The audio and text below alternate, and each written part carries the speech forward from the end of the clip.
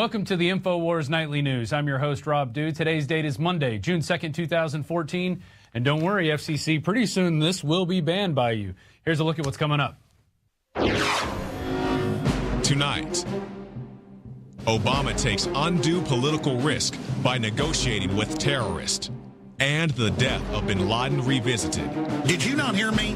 May 25th, 2010, Washington Post, the CIA admits that they created fake bin Laden videos. You listen to me. Ideas are bulletproof, and you cannot stop us. Liberty is rising. The spirit of 1776 is indomitable, and you are a mighty... On today's Alex Jones show, most of the time was spent focusing on the Bowe Bergdahl controversy and whether he's a hero or a deserter or a defector or a CIA asset. And we're going to get to that after this break. But first, we're going to get to the creature that never dies, the one that keeps appearing over and over again. He's everywhere, and he's still the reason we have to give up all our rights. That's right, the return of Osama. And Alex had to put out a directive today that we need to go over all the lies that encompass the bin Laden death. So we're going to start with an article that came out May 9th. Of 2011. This was right after bin Laden was killed, which was May 1st. But first, actually, let's go to the president himself with the first lie of the fable. The death of bin Laden marks the most significant achievement to date in our nation's effort to defeat al-Qaeda. So that was May 1st, 2011. And we produced a slew of articles right after that claiming that it was fake. Alex Jones went on RT saying the bin Laden fable was a fake, that he was really already dead. And we're going to get to all that information. But first, this is going to be kind of our mainstay article that we're going to build off of. 10 facts that the bin Laden fable is a contrived hoax. This is by Paul Joseph Watson from May 9th, 2011. And we're actually going to start with number 2. The official narrative of how the raid unfolded completely collapsed within days of its announcement. First, there had been a 40-minute shootout. Then there was no shootout and just one man armed. First, bin Laden was armed. Then he was not. First, bin Laden used his wife as a human shield. Then he did not. The compound was described as a $1 million mansion. Turned out to be a rubbish-strewn, dilapidated compound that was worth less than a quarter of that. Almost every single aspect of the official narrative has changed since Obama first described the raid on Sunday as the White House struggled to keep its story straight. Now I want to point out an article that we wrote the day after Obama made his announcement. Inside Sources. Bin Laden's corpse has been on ice for nearly a decade. And if you scroll on down to almost the bottom of this article, it lays out a really cool timeline that shows all the different spots where bin Laden, there were hints out there from different people all over the world that bin Laden was already dead. It has Benazir Bhutto, President Musharraf, even CIA officer Robert Baer, all kinds of people weighing in on the fact that bin Laden had been killed already. And this is before the announcement made by President Obama on May 1st, 2011. Now, let's go to May 13th, 2011. Narrative behind bin Laden fable flip-flops again. After first claiming the Navy SEALs recorded the entire 40-minute raid of the alleged bin Laden compound live on their head cameras, CIA Director Leon Panetta subsequently backtracked, saying the video feed was cut off when SEALs entered the building. Now the official narrative has been reversed again, claiming the SEALs did, in fact, record the whole episode. So whether they had video or not, was the situation photo staged? Well, in this article, it goes back to this. This led to the accusations that the situation photos were staged, which prompted Hillary Clinton to claim that the dramatic over-the-hand image was, in fact, merely her coughing. Let's take a look at these Situation Room photos. There she is with her hand over her face. There's Obama and Biden looking on, aghast in horror. And then there's everybody else in America believing the BS fable. And now we go from the death of bin Laden and the firefight that may or may not have took place and the videos that may or may not exist to his burial. It was claimed that he was taken by helicopter to an aircraft carrier out in the ocean and buried at sea. Well, we go to November 22nd, 2012, Curtin MO's article, No Sailor Saw Osama bin Laden's Alleged Burial at Sea. More than a year after Navy SEALs supposedly killed former CIA asset Osama bin Laden, a Freedom of Information Act by the Associated Press has produced emails revealing that no American sailors aboard the USS Carl Vinton witnessed the terrorist burial at sea. RT had an article that came out earlier that year, back in March. Here's the headline, Leaked, bin Laden not buried at sea, body moved on CIA plane to U.S. The body of al-Qaeda leader Osama bin Laden was not buried at sea, according to leaked emails of the intelligence firm Stratfor, as revealed by WikiLeaks. So apparently it was bound for Dover, Delaware, and did not bury at sea, if you believe the myth at all, that they even killed somebody named Osama bin Laden. Now, let's go back in time to October 2011. Navy discharging 64 sailors for drug use distribution. The U.S. Navy said on Thursday it was discharging 64 sailors, 49 of them from the aircraft carrier that buried Osama bin Laden at sea. Wow. What are the odds that you're going to have 49 people on the same ship that buried Osama bin Laden that you're going to discharge for supposedly distributing drugs? Do we believe that? Is that a cover story? Who knows? That's up for you to decide out there. Of course, we need people out there to do the research into all these different things. Now, let's go back to the article, 10 Facts That Prove the bin Laden Fable is a Contrived Hoax. And let's look at number 6. Almost every single neighbor that lived near the alleged bin Laden compound in Abbottabad that was interviewed by news reporters said that with absolute certainty they had never seen bin Laden and they knew of no evidence whatsoever to suggest he had lived there. So you have this $1 million compound, which really isn't a $1 million compound, that he's supposedly been hiding out in for years with his whole family, and yet no one there has ever seen him in Pakistan. And I'm really not even going to get into the CIA cover story of them doing a vaccination program in that same area looking for him. That was just another part of the contrived cover-up. But jumping from that article, we go to an article that came out May 9th, 2011 from prisonplanet.com. Obama, we cannot definitely say that bin Laden was there. First paragraph here. During his 60 Minutes interview with CBS last night, Barack Obama admitted that U.S. intelligence was only 55 to 45% confident that bin Laden was even in the compound raided last Sunday night, fearing that the occupant could have actually been a prince from Dubai. A skepticism shared by residents of Abbottabad, one of whom told the BBC that the man watching television in the tapes released by the White House Saturday was in fact his neighbor, not bin Laden. And here we're going to go to the pictures right here. There's the man with the remote control in his hand. Obviously, that's not bin Laden, although we were told it is him. So far, we've got fake photos, we've got no video, we've got no records from the Pentagon, we've got no burial at sea, we've got no soldiers that witnessed the so-called burial at sea, and then we have those soldiers that didn't witness the burial at sea discharged for supposed drug distribution. Now, what about the SEALs that conducted the raid on May 1st, 2011? Well, here's what happened to a few of them.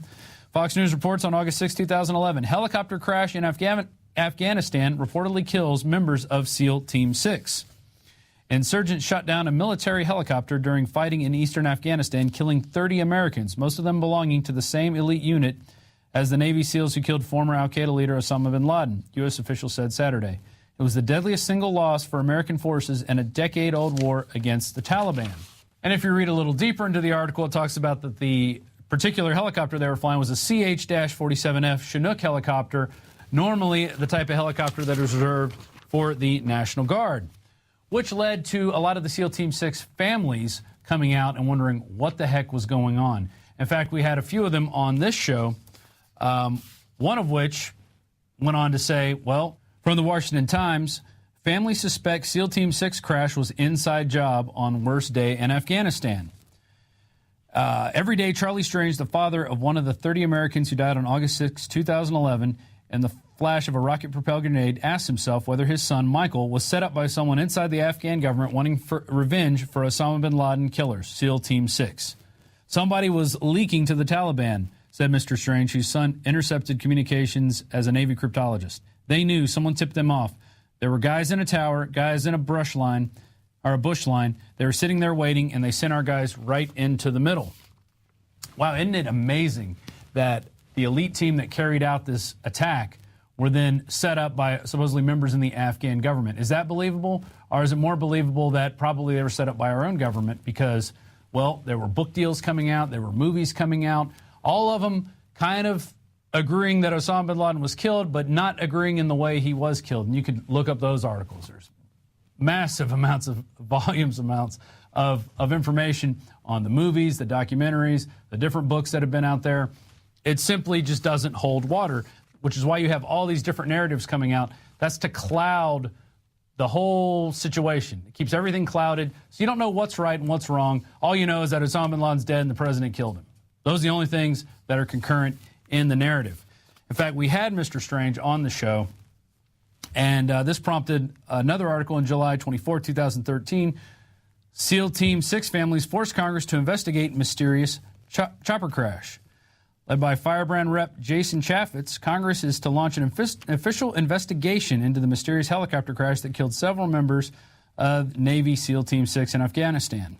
Back in May, the families of the SEALs went public with their concerns that the Obama administration was at least partially responsible for the attacks on their sons. So by that time now, they're claiming that, yes, Obama is partly responsible. Before, there was just all these inconsistencies.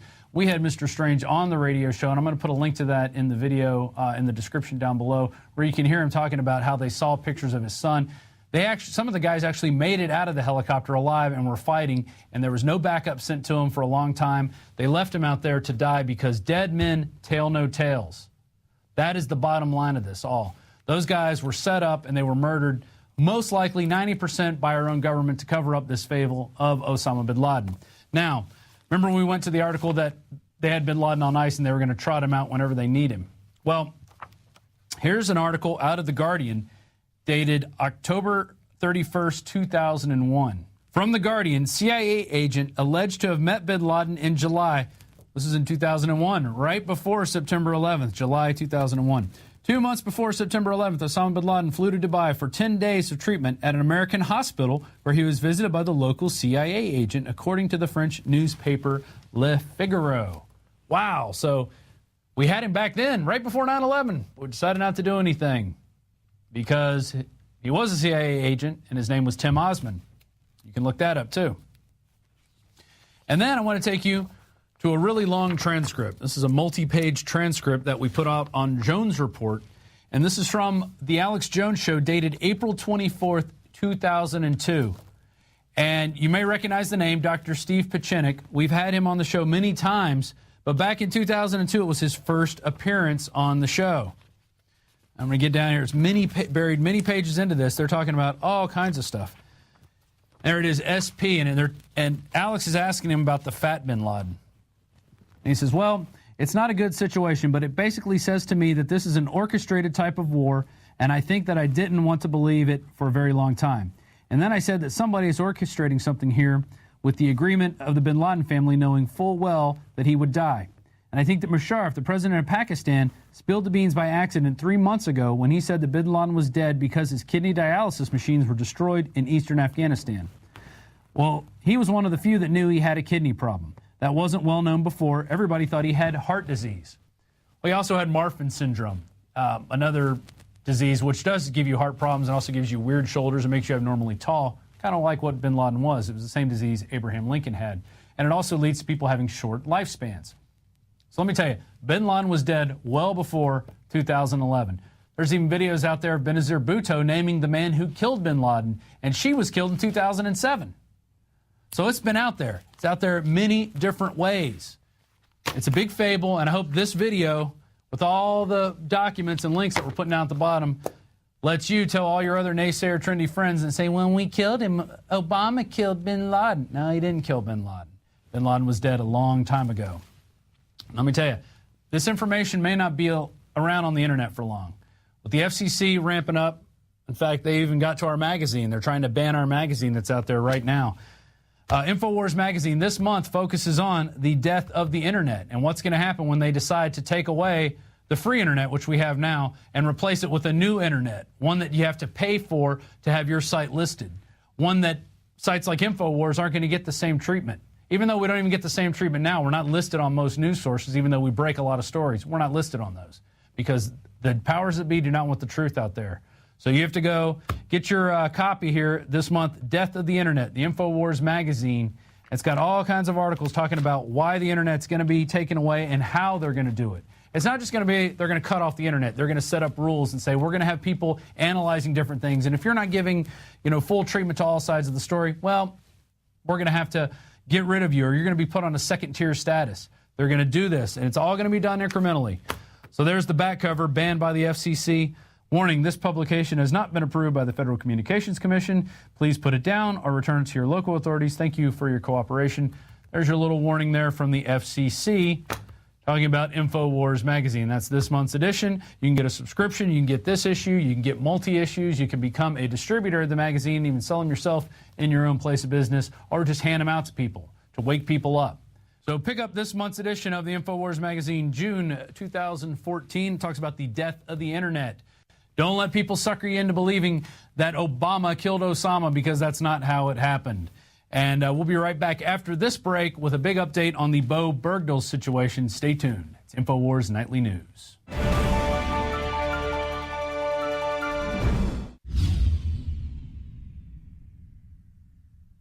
From the water table to our soils to the atmosphere itself, our world is becoming more and more toxic each and every day. But it's not just the air outside that's toxic. Indoor air has been shown to have 2 to 5 times higher concentrations of pollutants than even outdoor air. And most Americans spend 90% of their time inside using toxic chemicals within their homes. There are more than 42 million smokers in the United States. Well over 1,000 types of mold and mildew linked to numerous conditions. And don't forget the fact that 6 million Americans live with pets they're allergic to as well. When I began to research these statistics, it was clear to me it was time to start cleansing my lungs in order to combat the toxic environment that we cannot escape, but that we can fight back against. Made with organic and wild cultivated herbs and manufactured in the USA, the new Infowars Life Lung Cleanse is here in a convenient spray bottle that can be brought with you throughout any toxic environment. Now available exclusively at InfowarsLife.com or by calling toll-free 888-253-3139.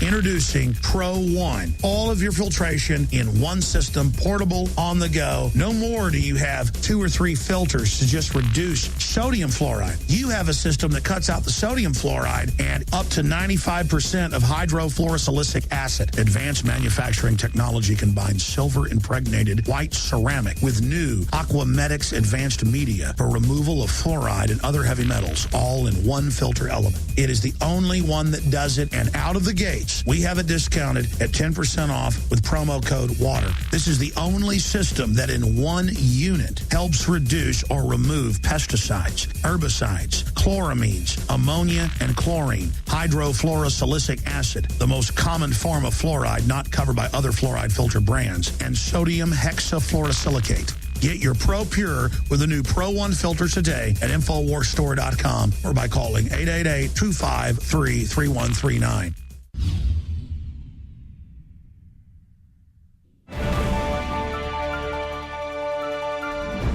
Welcome back to the Infowars Nightly News. I'm your host, Rob Dew.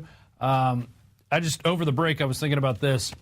Really do encourage you to pick up this month's subscription to the Infowars magazine. It talks about the death of the internet and why someday when you wake up, it may not be the same internet that you used to know, the internet that you grew up with, the internet that's been with you from the beginning.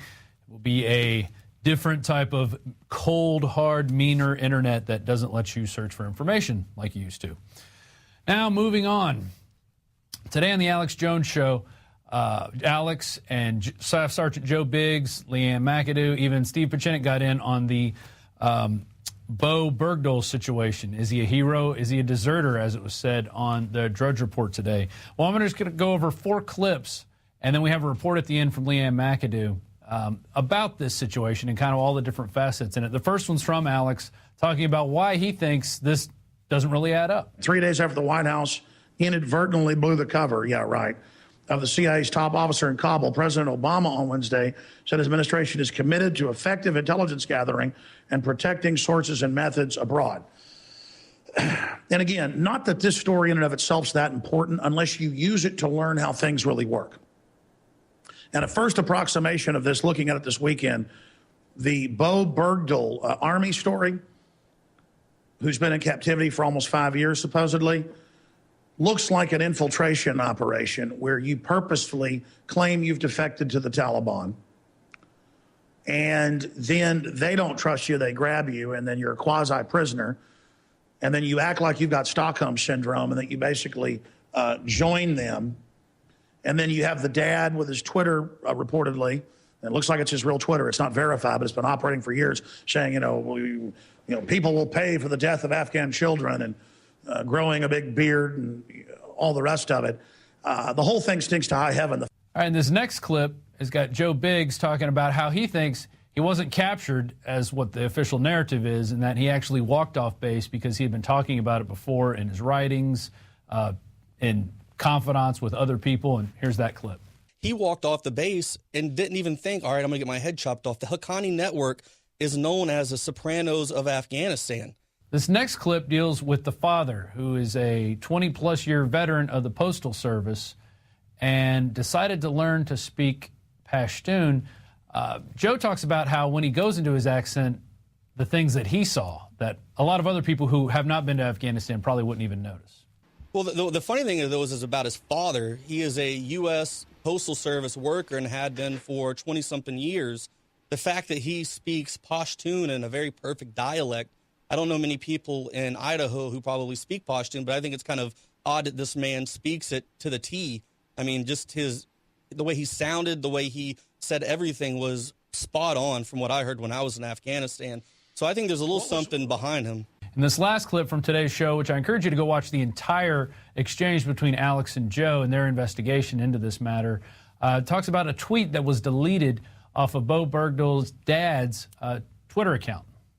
When I got to Bowe Bergdahl's account, the Twitter account, I saw that tweet, and I saw it right before it got deleted. He says, "I'm still working to free all Guantanamo prisoners. God will repay for the death of every Afghan child. Amen." Well, Bowe's father is supposed to be a devout Christian, so the fact that he misspells Amen, I found that to be a little weird too as well. But immediately they took that tweet down. And I find that, that in itself right there is a little shady, too. So once again, I encourage you to go check out the full show today, and you can see for yourself all the questions that we're asking that aren't being asked by the mainstream media. We're going to go to a final short report here from Leanne McAdoo, and she's detailing the people that are going to be released from this prisoner exchange swap that was done with Obama and Mr. Bowe Bergdahl.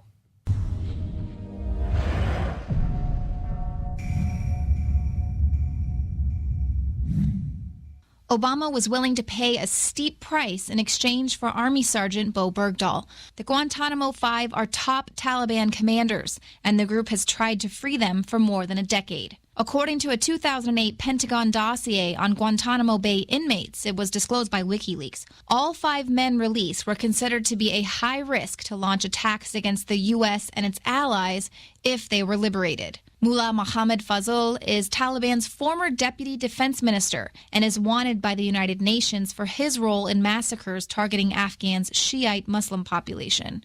Mullah Narullah Nouri was a senior Taliban military figure directly subordinate to Taliban's supreme leader, Mullah Omar. Nouri led troops against U.S. and coalition forces and is also wanted by the UN for possible war crimes, including the murder of thousands of Shiites. Abdul Haq Wasik is a former deputy minister of intelligence.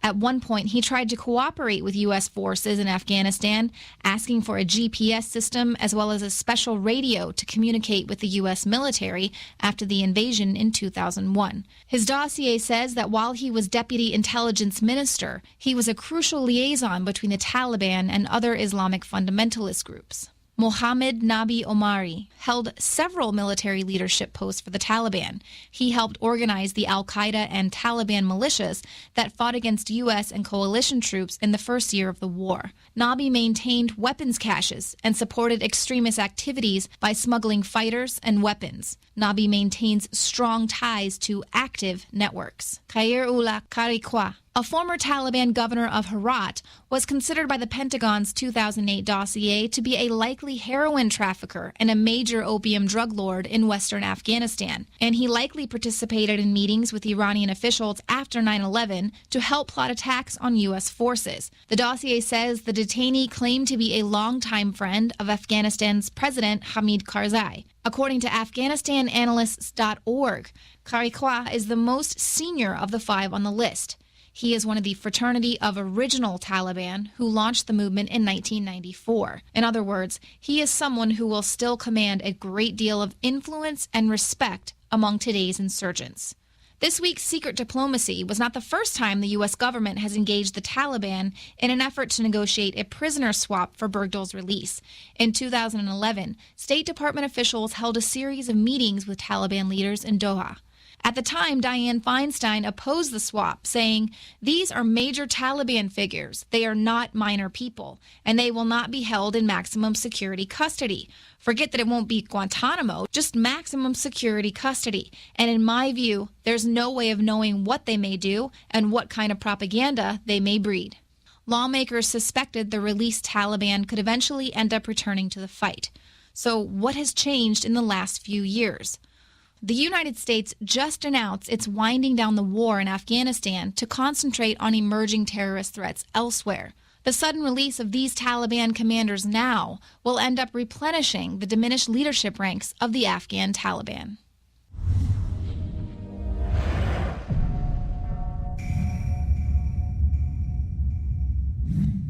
So there you go. It looks like the Taliban are going to be getting some of the worst back in their ranks, and we get one soldier who may or may not have deserted. I'm not saying we know the full answer right now, but we're definitely asking questions that nobody else is going to ask.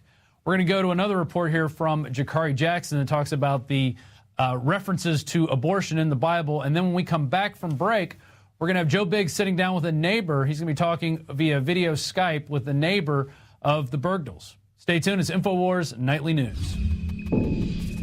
Planned Parenthood has reached a new low. A report has surfaced pointing out that Planned Parenthood says that the Bible actually supports abortion. A letter addressed to clergy reads, "Many people wrongfully assume that all religious leaders disapprove of abortion. The truth is that abortion is not even mentioned in Scripture."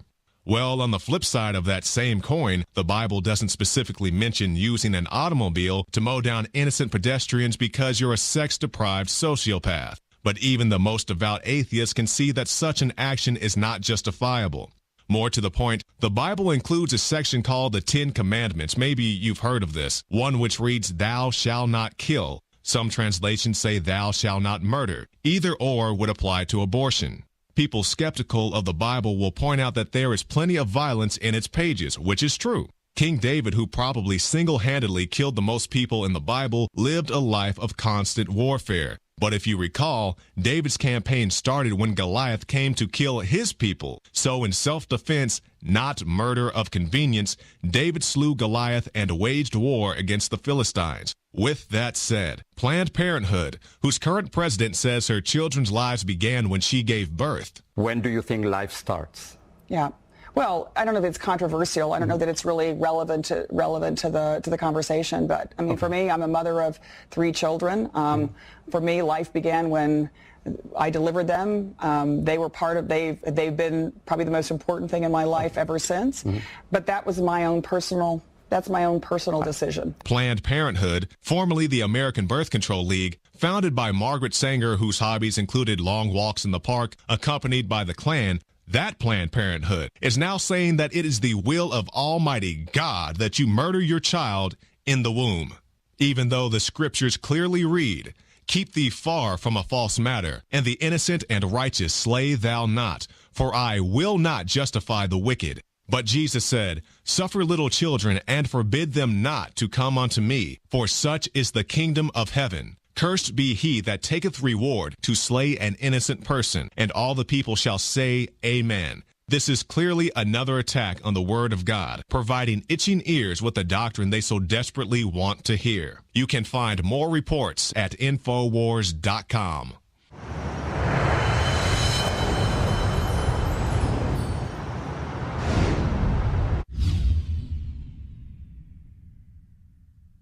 My friends, Alex Jones here to tell you about some of the most important information concerning you and your family's health. Radiation levels have more than doubled in the last 60 years in the Northern Hemisphere from all of the nuclear testing and radiological accidents. Radioactive contamination is now in most of the food supply. There's only 2 ways to avoid this. Move south of the equator or properly protect your thyroid with nascent iodine. Looking to protect my family, I've done deep research. Nascent iodine is the purest, cleanest, absolute best form of iodine to protect yourself and your family. It's made right here in the USA, completely non-GMO. I searched out the best quality and now have developed a double-strength form of nascent iodine, exclusively available at InfoWarsLife.com. Nascent iodine is on record as one of the only safe ways to detox from fluoride poisoning. Survival Shield Nascent Iodine. Secure your super high-quality nascent iodine today at InfoWarsLife.com. That's InfoWarsLife.com. The globalist social engineers are not just targeting us with propaganda. They are manipulating our genetics. We are being targeted at every level by estrogen mimickers that lower our testosterone and other hormones and natural compounds that the body needs. After consulting top doctors, nutritionists, pharmacists, and others, we have developed what I believe is the ultimate non-GMO organic super male vitality formula sourced from powerful organic herbs and then concentrated for maximum potency. Super Male Vitality was developed to activate your body's own natural processes instead of using synthetic chemicals. Super Male Vitality by Infowars Life is so powerful that I only take half the recommended dose. For a limited time, we are offering 15% off Super Male Vitality at InfoWarsLife.com to introduce you to this powerful supplement. Visit InfoWarsLife.com today to secure your Super Male Vitality. InfoWarsLife.com.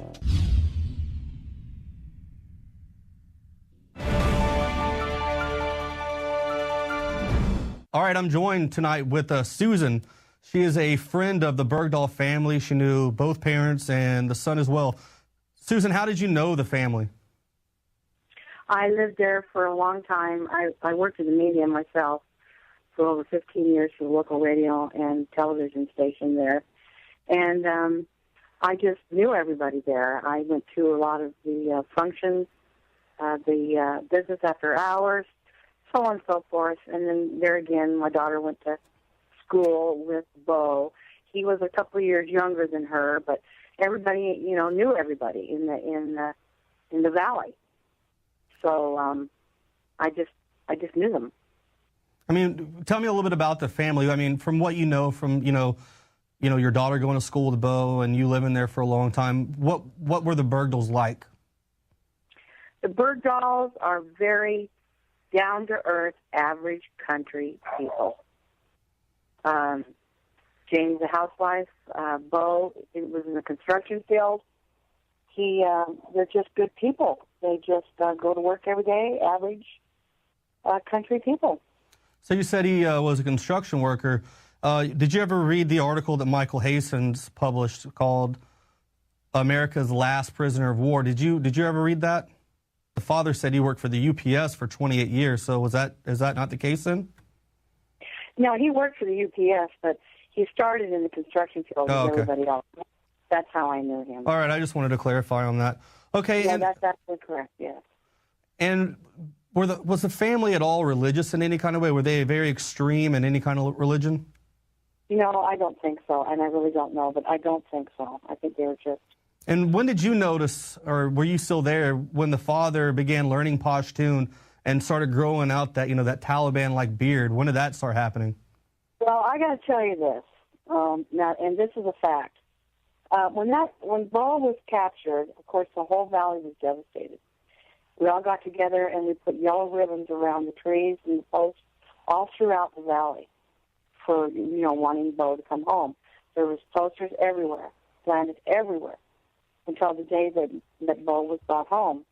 Well, it was approximately, I want to say, 6 months afterwards, Bob decided, just like any other father, decided to grow his beard and grow his hair, and he was going to let it grow until his son was brought home.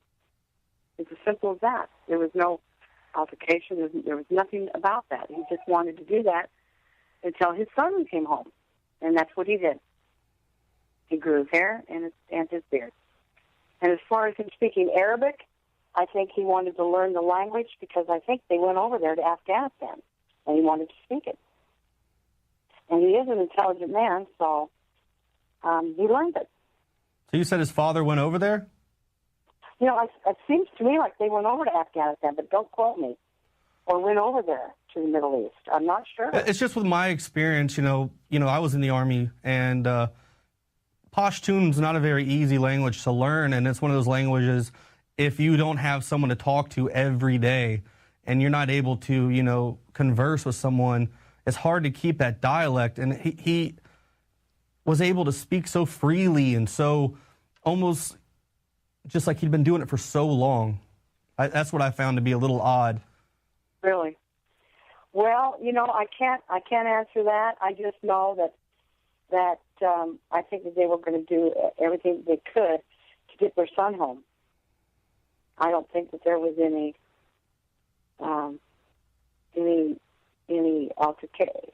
bad altercations whatsoever about that. That's just my taking on it. And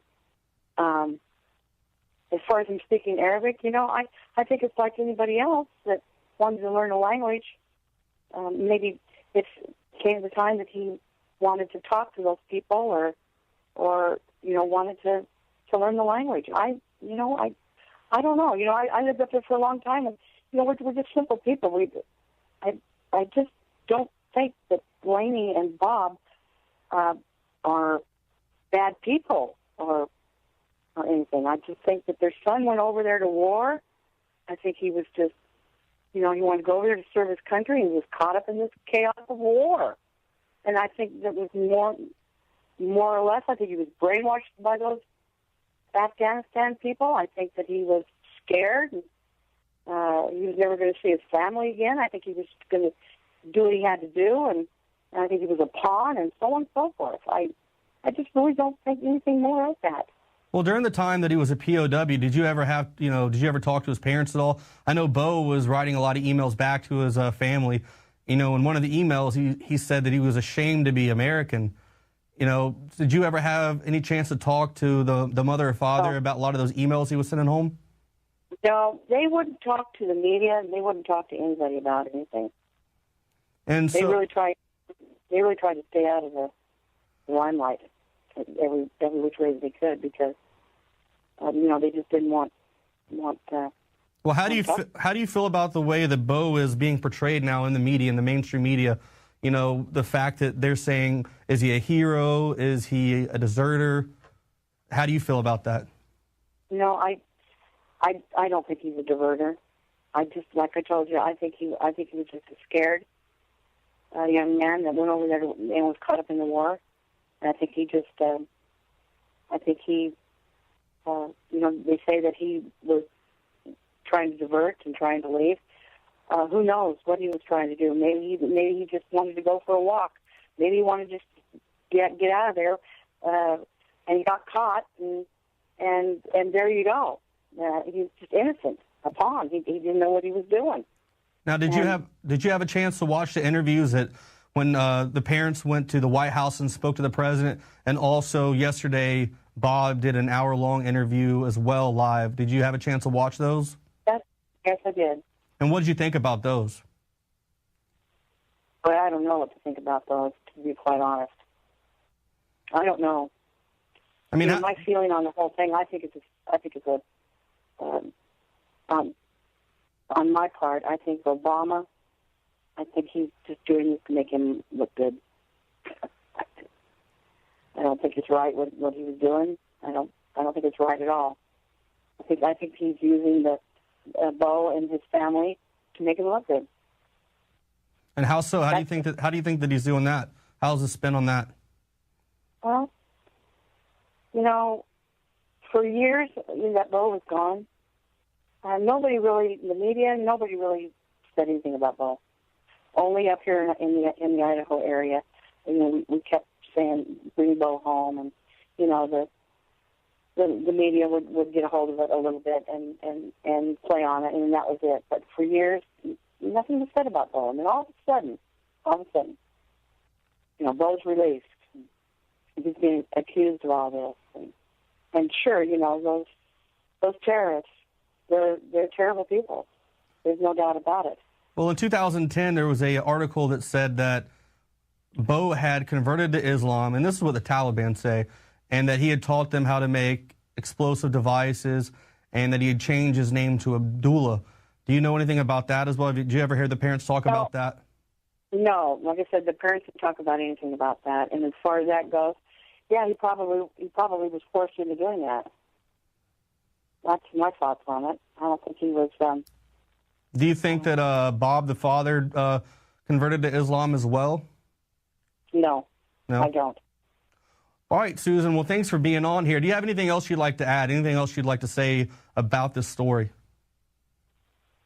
I think that Bowe, like there again, I think Bowe is just being used as a pawn. I think he stepped into something that he didn't know what he was getting into, and by the time he was there and he was caught, it was too late. And he had to. I mean, if anybody was going to be caught in a situation like that, I think he'd do probably the same thing that he had to do, and he got to come home and because I know that he thought he never was going to see his parents again, his family, his friends, or his home. I think he's just scared. Once again, thank you, Susan, for being here and sharing your story with us. I appreciate it a lot. Thanks for being on Infowars. Oh, yeah. Thanks a lot. All right, stay tuned weeknight, 7 p.m. Central. Also, if you like the news, please make sure you go to prisonplanet.tv. Your username and password can be shared with up to 10 people. This has been the Infowars Nightly News.